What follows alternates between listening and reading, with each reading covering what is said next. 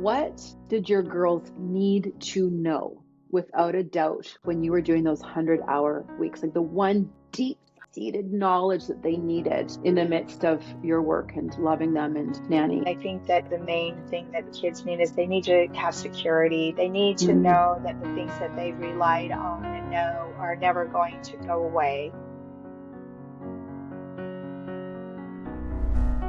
Lisa Marie Garcia, thank you so much for your time just out of Tampa, Florida. Thank you. Thanks for having me. I appreciate it, Appreciate it. Suzanne. I want to talk to you today about the very tricky dance of being a CEO and in the corporate business world and having children, because you have daughters. You are a CEO of book publishing, author, TV host and podcaster. You started telecasting at 27 years old, and you are a single parent to daughters. I am. Yes. And I did all that because I've been around for a few years, so it takes a while. Tell me about you and how you started and a bit about you. Sure. Yeah, sure. So you're catching me actually trying to recuperate from being in family weekend at the University of Florida, which was Oh, Friday, Saturday, and Sunday. Yes, it was fun. It was great. It is difficult now to get right back into Monday, but I became an empty nester that I'm going now in my second year. So yes, I have two daughters in two different universities that actually this year, 2026, this next semester, they'll both graduate this next year with their first degree with their undergrad. I have been a full-time working mom since the day they were born. Didn't really plan that, as we know, we don't, we think we have a plan for our life, but that doesn't necessarily mean that it happens that way. So just kind of along with that, like you said, I had started a telecommunications company. I was a startup founder at 27, brought that company to market at year 16. And in between those times is when I had my two daughters that are now in university, and I've been a hmm. business girl. I've been an entrepreneur ever since, about 25, 26 years. So it is Have, the juggle for sure. have you been a single parent that entire time? No. So I was married 18 years, and then Okay. now I'm divorced, about 11 years divorced. So had both lives and times within Yeah. business. Because when I looked at your profile on LinkedIn, I was thinking, how do you navigate all of that? Because it's such a juggle. Can you first tell me about how you managed that when, especially, I guess, the kids were younger? And I think high school, they need us just as much, in my opinion.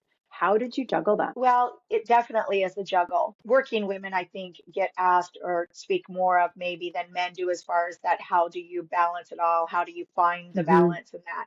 And there isn't a balance. I mean, our life is never balanced, so to speak. I mean, what does that mean? Does that mean we're walking on a, balancing beam and our arms are perfect and we're going to get the perfect Hmm. Olympic score? Of course not. It doesn't mean any of that. It means that we do the best that we can, giving priority to those things that are priority for us at that particular time. And it changes.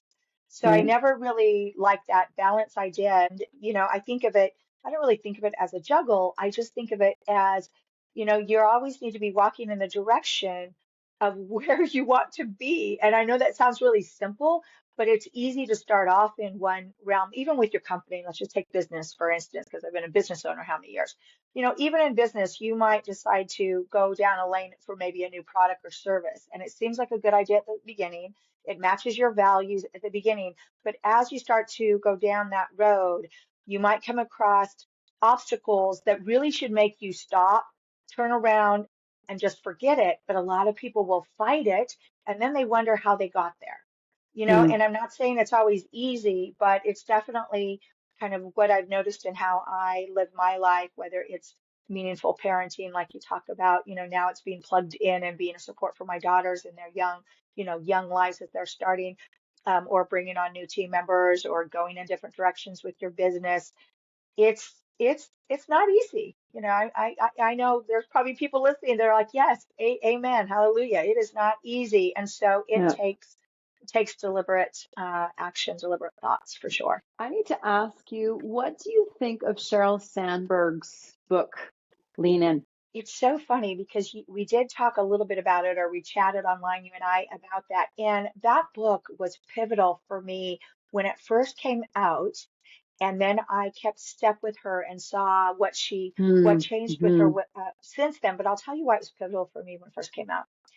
as I mentioned, I had a pretty long marriage and then I got a divorce. And unfortunately, my divorce was also about 3 to 4 years because there was a lot of factors Mm, involved. One of my final family law lawyers, of many that I had a team of lawyers, was pretty not good. He was the one that said, you need to read this book. And I really thought I was like, what are you talking about? Why do I need to read this book? But anyway, I read the book, and the Lean In book gave me gave really gave me positive reminders of who I was and how I got there.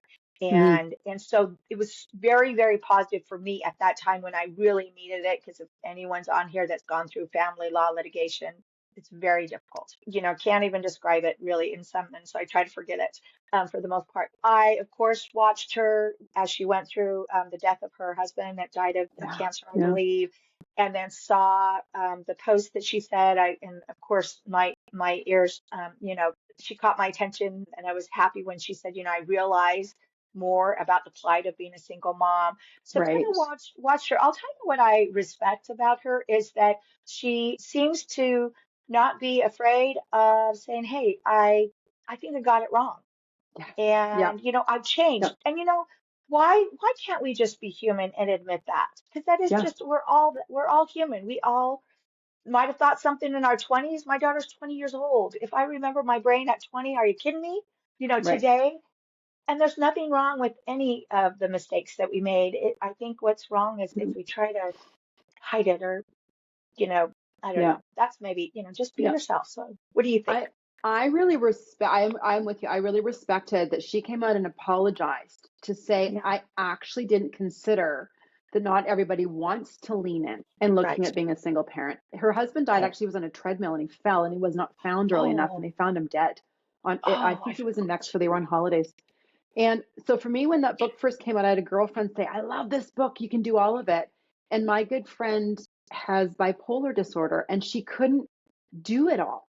She couldn't work and have a team of 50 people under her, and her kids were being raised by somebody else. And they gave it all up, walked away to a smaller community where she worked for FedEx for a little bit. My other friend who's a lawyer, he said something's got to give. And he said for us, we were there for our kids. We were great with our jobs, like top earning lawyers in our city, and our marriage, he said, fell apart. Yes. So my Yeah. opinion is something's you can't have it all at once. Like for me, I did a master's in admin. And when my kids were young, I did not want to go into admin because I felt I'd put them on a platter because Yeah. of the amount of work on it. So it's just such an interesting discussion. But if I can add one more thing, what hit me is my kids are also in university. Okay, I'm good. I'm ready. Maybe I want to go into administration. Do I want to be a superintendent? Not by 50 years old. That's not going to happen because I want to retire by 60, 65. So I do fully recognize that lean in of you have to take those opportunities younger because we actually do have a time frame here. And I'm not being disparaging to my age, but the reality of the math is that by 50, I won't be able to rise the ranks like I could have if I had started at 30. I just don't have the time unless I want to work till I'm 80 years old. I don't disagree with what you're saying at all. And when you talk about we're under a time factor, or we only have so much time, agree. But I look at it more in that 24-hour period. There is only 24 hours in a day Yeah, there, and part of that time you have to get sleep. I don't care who you are, you cannot function without yeah, proper sleep. So now you've got to yeah, subtract whatever those hours look like, right?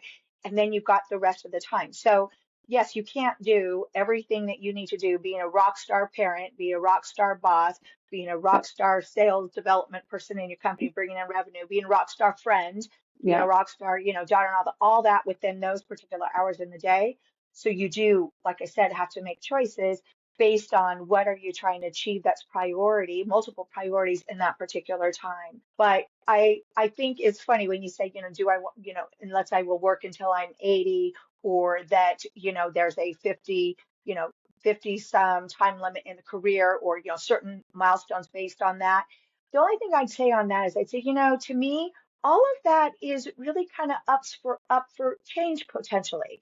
People are living and working and retiring now at 70 versus 50, or now at 80 versus 60. I mean, the times are changing that way and should be open to change. And I think even that position, based on a stigma or not, in certain industries should also be open to change. And I'll tell you what, I think they will change. And that's based on that. We've got Gen Z right on us. Gen Z is Yeah. calling it. I mean, that is the demo. Millennials, nope, Gen Z. And I happen to, be a parent of two of them. And they have a whole new way of looking at things in the Yeah. world that I like. And so, I take a little more relaxed stand on that. It could maybe be because, I'm probably a little bit older than you, and just, somehow it's going to work out. Life and career will work out in some way that you focus on it, is Yeah. how I believe. I'm in the public sector.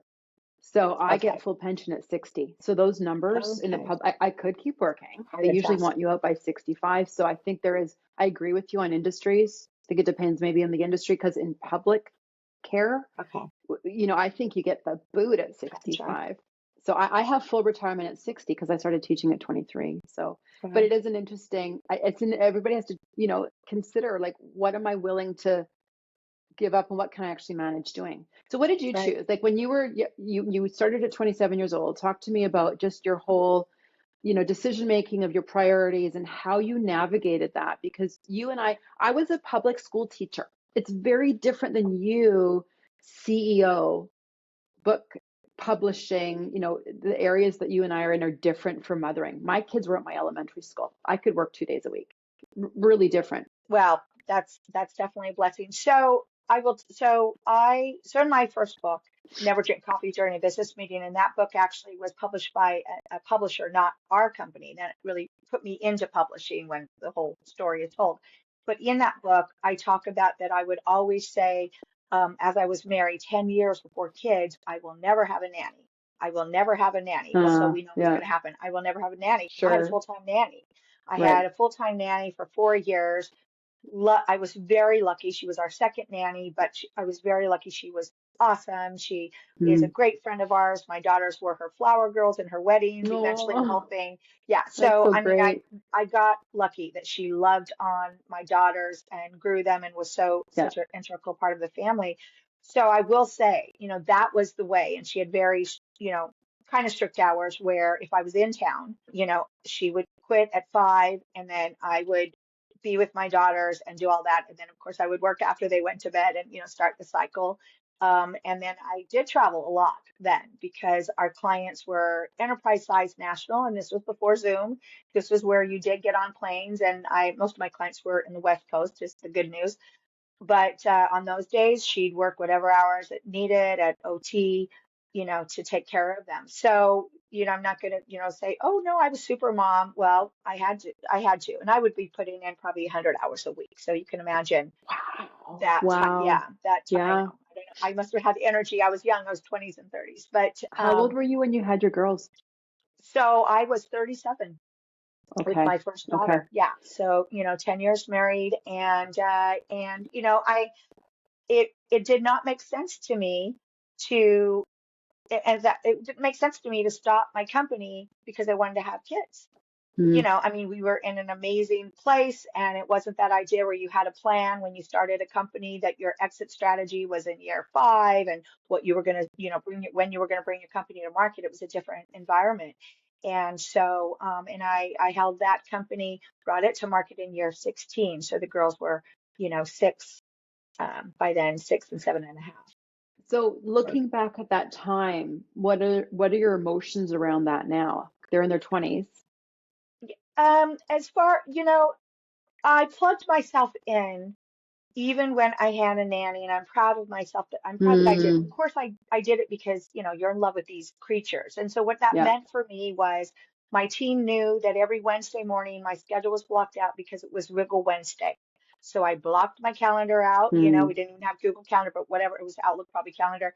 Blocked Yeah. myself out every Wednesday to go sit on the floor, in my, business attire with my legs crossed and do Wiggle Wednesday. I would, do my best. I wasn't always able to go to everything, but I really would do my best. As a business owner, I did have that flexibility sometime, unless I was with clients, where I could, go to this concert and plug into this and make the cookies for this and that. So I really did my best, of course, with a little help for the nanny, but I did my best. And again, I also, I love business, and I love my clients, and I love my team. I loved what I was doing, and I Mm. felt it was purposeful, and it wasn't, there was happiness being a mom and also happiness in running my company. What do your girls have to say about it? So it's fun on that. They're just awesome. I mean, they're just, it's really fun to be around that age group, first of all. So, because they Hmm. have they have in fact I just posted today on LinkedIn this morning about you've got the whole world right there, waiting Hmm. for them, and all that life that is great will bring to them, hopefully. But so it's funny because so one of them totally loves business, and she's a data science gal, but Oh yeah. she already knows that, she wants to, you know, kind of, be in business. She's very strong in business, my older one. And then the younger one, she actually wants to go into law, but she's like, I do not want to be an entrepreneur. I do not want to be a business owner. So they both have seen the journey, and it's fun, Yeah. So Well, you hit the jackpot with your nanny because what you're describing is this beautiful relationship that your girls had loved growing it. up with somebody that was they were connected with, secure attachment. Loved it. The fact that they were in her wedding speaks volumes for what they had.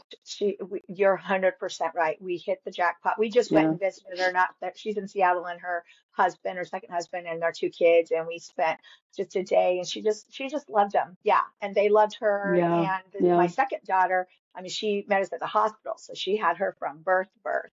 So yeah, Wow. So definitely, it she makes was a huge difference. huge, huge, and not everybody has that.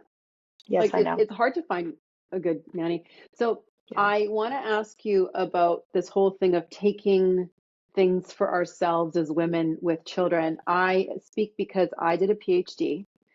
I put my career on hold. For me, it was my career was last. So I thought I'd be a great administrator, didn't want to do it. I was 2 days a week, I was 4 days a week until they were done. I was in elementary school, I wanted to be in high school. And then the kids were out of high school, or no, sorry, they were like grade 10, 11. And I wanted to start my PhD.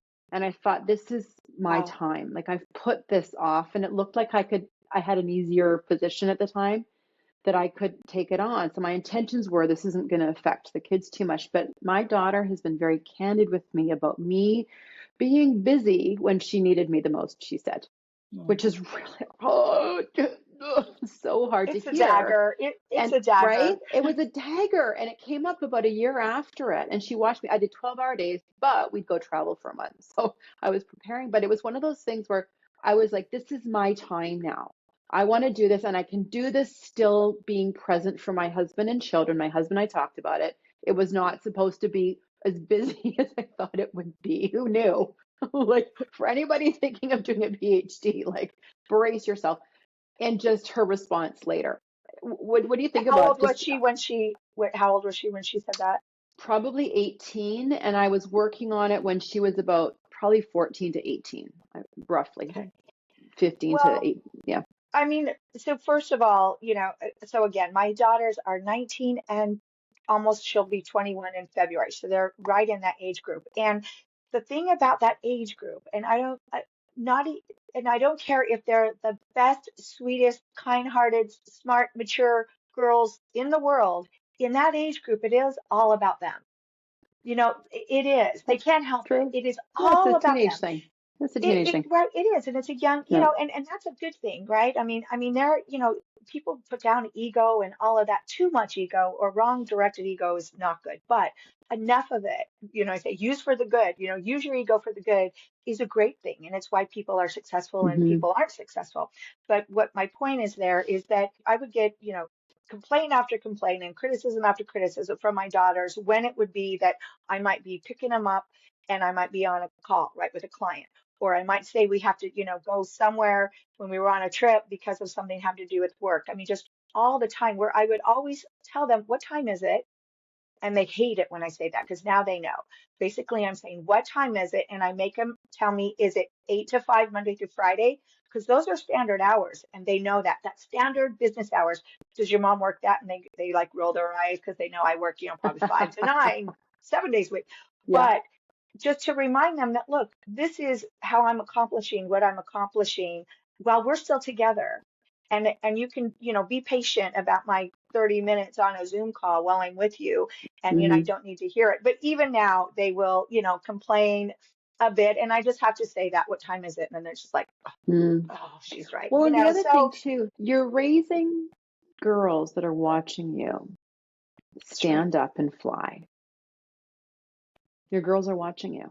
And for my kids, like they're in university, they're 19 and 21. Yeah, And they watched me, and I'll bring it up, like, you saw me. You saw me sit. You saw me have to, like, it was the grind and I hated it, and you just do it. So there is that. You can't negate the modeling. I'm always like, my kids are first, but I'm 1000%. holding on to that they observed me bust my butt for 4 years. No, they are, and that's meaningful. And then they see that you went to get your PhD as you did, and that, I mean, it is not what we say, it is what we do, and it is how I move in through this world, is how my daughters think it's how they believe to act through this, move through the world as well, because they see me. Yeah, So it is all yeah, about who we are as parents and yeah. how we live. Tell me about the moments of connection with your girls. Like, what specifically, you mentioned Wiggle Wednesday. What did you do in Um, those moments to have those times with them when it wasn't work day? Well, can I talk about right now something I do Sure. that I've shared? And sometimes I've had to fight about it, and there's even a monetary penalty because of it. I'll tell you, it's called couch meeting. So it started in middle school. And so what we would do is on Sunday nights at 8 o'clock, it would be couch meeting, and we basically just get on the couch. And I always had, a calendar, because of course you handle your family like your motherhood, just like you do your business, right? So we have Yeah. a family calendar, whiteboard, and on couch meeting, we take a look at the week ahead, and we'd say, okay, you've got dance, you've got, tennis, you've got whatever you got, who's doing what, and how's this going to work out, right? So we'd have couch meeting to get us ready for the week. Well, there'd be some other elements in that. Well, we've kept that. So couch meeting, when my first Mm, daughter went away to Pittsburgh for university, was that she would Zoom us, my younger daughter and I, at home. And now it's that we're all FaceTiming, at mm, couch meeting. And there's been time always 8 o'clock on Sunday. So last night, of course, my older one, about quarter to eight, says, "Can we be 8:30 or 9?" Yes, we can be 8:30. But it's every week, and I've kind of thought maybe it should be more than once a week. But they're busy girls, and we're all busy and that. But it's just that way to, what's going on in your week, and then how can I help you in this week coming up, is what I'll be asking. I'm praying for them. What's the big struggle? What is the fun thing that happened? Just the conversation. And just, I'm really happy that we've kept it going, especially since I really had no idea how busy, and this, kids are in university, from one of them's in a sorority, to yeah. friends, to game night, to, now getting ready to graduate, and Yeah. they're in regular school and work study. Both my Yeah. girls are in work study, so I just, life moves fast. Yeah. Yeah. It So is it's been a good way. different. I've noticed the bigger shift to university in terms of in high school. I'm a teacher. I have Yeah. always said they need you maybe more in high school because of what they have to go through. And holy smokes, 14-year-old girls, hold on Yeah. to your boots. They Yeah. need you more. But in university, they need me, but they need me for a bit, and then they're off on their own. And in high school, I found that too. Like, they needed me and then they're off. Yeah. But even Yeah. tenfold, that we still have our connection moments in university, but they want to be adults. So they're off They're more. off. Hmm. Yeah, I mean, I was talking about how, I knew that I needed to boot the eaglets out of the nest. And when they went to college, that was that time, but I didn't want to, Yeah. but I knew I needed to. And so Yeah. then you do it, and then you wonder why they're off. Well, they're off. They are fine. They Yeah. are trying to figure out their new life and who they are now for the first time in their lives, Yeah. Yeah. without being 24/7 with their Yeah. mom, and all the things taken care of them, been taken care of for them. They didn't realize Yeah. that, because now they're not, and they have to figure that out for themselves. I mean, again, it's an exciting time for sure. And Yeah. um, Oh, it's it's breaking my fun to heart. be there. Yeah, I know, My I daughter's know. off for the first year. She's in another city that's a 4-hour trip away, which you can't complain. And it's oh, the Yeah, dagger. yes, It's it's hard. another dagger. Us moms take a lot of daggers through our Yeah. lives, that's Yeah. for sure. Tell me, what were non-negotiable items in your life as you were a CEO and raising your girls? In anything, like, that could be a broader question. What was non-negotiable for you? I'll tell you what's non-negotiable, period. all day long in every relationship and the company and all that is untruthfulness, is Mm, being a liar. And it is something that even with my daughters, that there's no such thing as a white lie. yeah. There's no reason, this is where it comes with my daughters. A daughter will say something like, well, I'll just say da da da da was the reason. I said, why would you say that? It's an out and out lie. It's a lie. Right. You don't need to lie. Why don't you say what the truth is? Or why don't you not say anything if you feel that way? Hmm. Just state the fact. And because the problem is, as intelligent people know, is there's no such thing as one lie, and there's no such thing as a little dishonesty, that then eventually, like we were talking about a little before, the cream rises to the top, the truth comes out. And so then what? Hmm. Am I on this, show with you saying I have never lied? Of course not. I Right. have lied. Of course. I have misrepresented. Of course I had. I have said things I regret. The difference now in my life is if I do something like that, typically I'm immediately feel like dog crap and feel awful and then try to make amends, meaning I'm going to own up to it. And I've done that. I think of something years ago when I told a client something that was a lie. I immediately hung up and called my partner. I Mm, said, I don't know why I said this. It's not true. And it just, and so I'm not saying it because I'm the perfect person, but that is definitely in any hmm. relationship, it's going to make your Yeah. relationship fail if you have a level of dishonesty. Well, also what that does to your kids. I was doing an interview with Steve Phillip, who's also on LinkedIn, and it hit me like a ton of bricks when we were talking about being authentic with your children. Vulnerable, authentic. I'm having a bad day. I'm Yes, not okay. But that's what you're talking about is honesty. it And is. we are in this never enough culture. Jennifer Wallace wrote the book about the toxicity of this achievement culture. But Yeah. when we then come to the table, when we're authentic and honest, whether we made a mistake or we're not doing great, whatever it is, we're showing our kids it's okay to not be perfect. Like that is Right. so powerful to send that messaging that our kids see it in this culture of toxic achievement. Yeah, no, 100%. And even what, we've gone to a point with my daughters and I in our relationship where I might say something like I just saw, as I said, I was just away at family weekend with my daughter at university, and I will say, look, I'm just telling you right now, I haven't eaten any food. I've only had, half the coffee normal. I'm a little bit Mm. on edge, just not wanting to be short, but I am coming from that Right. place, just so Yeah. they know. And then I think Yeah. also when I do that, it helps them recognize that characteristic in themselves. And then it's Right. our job as a parent, to know from where they're coming from, um, when they, might act the way or might that we don't like or might say something we don't like, is kind of remember, oh, yeah, she did say she stayed up Yeah. all night, she's had no sleep.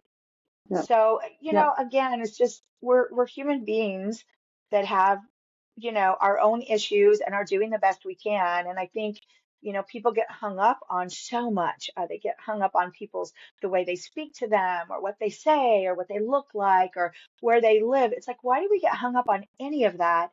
Yeah. Because if we Yeah. all have the same end goal, so if we're working in a company, we all have the same end goal. Let's get caught up on that.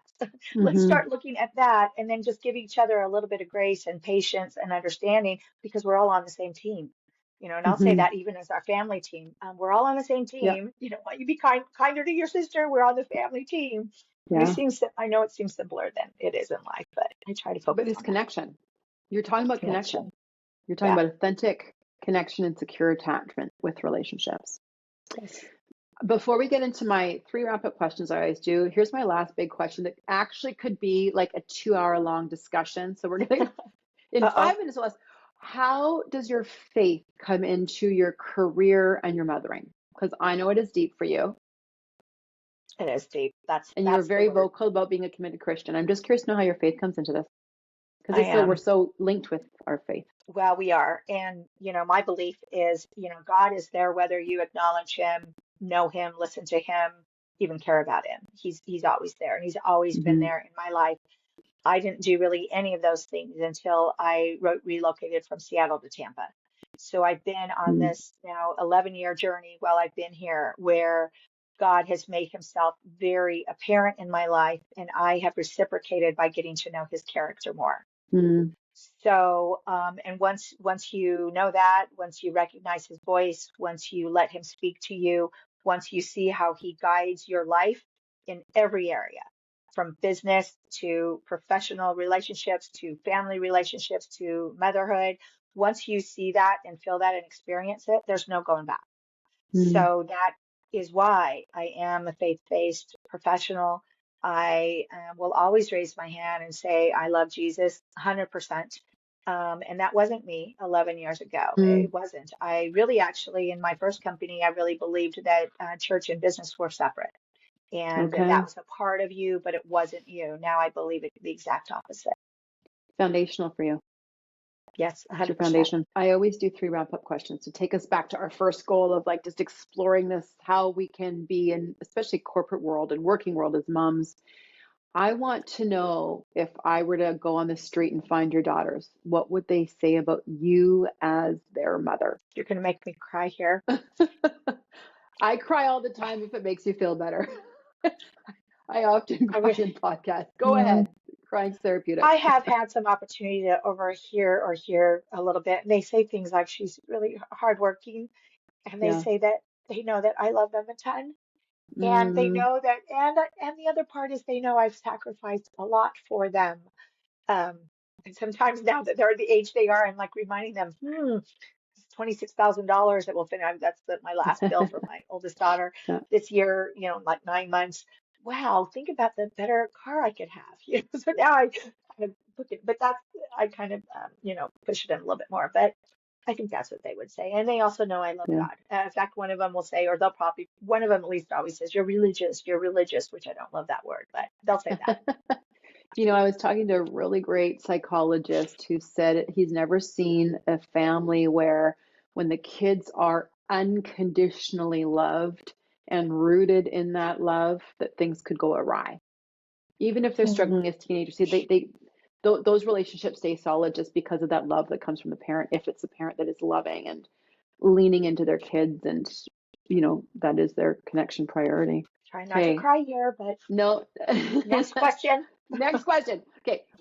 What is the one thing that you wish all working mothers could embrace within this chasm of having a career and having children? So the one thing to tell these working moms. I would definitely tell all working moms to go into your calendar and to do the block out that is your time every week. I don't know, depending on their ages, if they're, small, and there's a lot of them, we all know where you can't do it daily. I mean, maybe you can. I hope you can. But at Hmm. minimum, go in and block out whatever that time is, your Thursday mornings at 4 hours of whatever is for you, plan for childcare, whatever you need to do. Don't let that go by because it will. And you do need to feed yourself in all the different areas you do, and Hmm. I probably didn't do that enough for myself. And now I understand that. And I encourage even my daughters, you've got to get your physical time. You've got to have this time. And we know what Yeah. feeds us and what sustains us and what happens when those things aren't there. It's a recipe for disaster. This is really cliche, but it's still really poignant is you got to put that oxygen mask on you first. Yes, that's right. They say it all the Yep. time, don't they, on an airplane? Yep, they do. And it's Yeah. exactly right. It's a fundamental. Yeah. Here's my last wrap up question, Lisa. What did your girls need to know without a doubt when you were doing those 100-hour weeks? Like the one deep seated knowledge that they needed in the midst of your work and loving them and nanny and all of that time period. I think not just those years, but in general. I mean, I think that the main thing that the kids need is they need to have security. They need to know that the things that they've relied on and know are never going to go away. Sometimes that's the house, sometimes that's the parents. That's why divorce is so difficult now that I'm on Right. this side of it. But, so it was good that they had the routine that they had, even though I wasn't, always there. They had, a routine that was a lot of their life for many, many years. So, and even now, I think it's just the security of knowing that mom's a text away for the money that they Yeah. need. I just got a text, Mom, I need $60. Of course you do right now. Just the security of support in their lives, Yeah, the for sure. security of 24/7, no problem, even if there's times where our kids are driving us crazy, but we're still there. We still love them. We'll still do anything for them. So I think security. I totally reiterate that. I absolutely, I'm not just saying this, I absolutely agree because I feel our times are really uncertain for our youth Yeah. between what's going on politically around the world, wars Yeah. around the world, climate change. I'll stop there because it's just all depressing. So to have that security and knowing they've got that solid foundation Yeah. with Yep. parents. Then they have Yeah. someone on their team. They have the parents. And I was saying Yeah. in the cheering section, right? In the cheering Yeah. section Yeah. all the time. That's what Yeah. I just feel Cheerleader. like is my job. Yeah. I've said that to my kids. I said, I'm your number one cheerleader here. I know you can do this. I know you can Yep. do this. I'm your Yes. cheerleader here. Okay, so Lisa Marie Garcia, where can we find you online? Well, thanks for asking. So, of course, I have a lisamariegarcia.com, like most people do. Our company then has been publishing books. We're just now nine years and a month, starting October, CEO Book Publishing. So, ceobookpublishing.com. Just really everywhere, mainly with my site. You'll find me. You're also on LinkedIn. I'm sorry. Yes, I'm You very, are you're on that's really LinkedIn. my main I'll platform is post that. yeah, Lisa Marie Garcia on LinkedIn. Yes, for Yeah, sure. Lisa, thank you so much for your time. I appreciate this. It's Thank you. very fun to talk about motherhood again and We work. need to be Thank talking you. about it more. Yeah, agree. Agree. You need to write a book. We'll publish it for you. I know you've written other books. Both say no. Thanks for listening. Now, you can do your part and share this with a mom you know that needs to hear about how we can navigate this chasm of the working world and still being loving, engaged, leaned in parents to our children. You can click like on the little link below and subscribe for more videos to help you learn how to get on your child's turf. I will see you next time.